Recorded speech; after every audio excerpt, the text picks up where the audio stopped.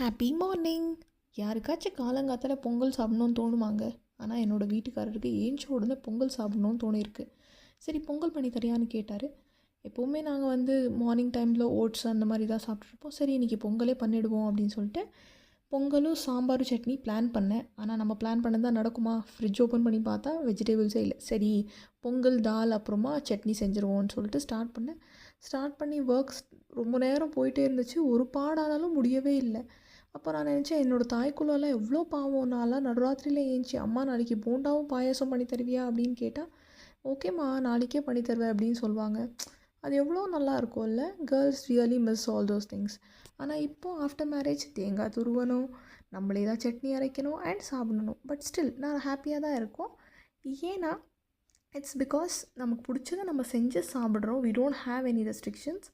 இன்றைக்கி நல்லா பொங்கல் சாப்பிட்டு என்ஜாய் பண்ணோம். நாளைக்கு இன்னொரு வீடியோவில் பார்க்கலாம்.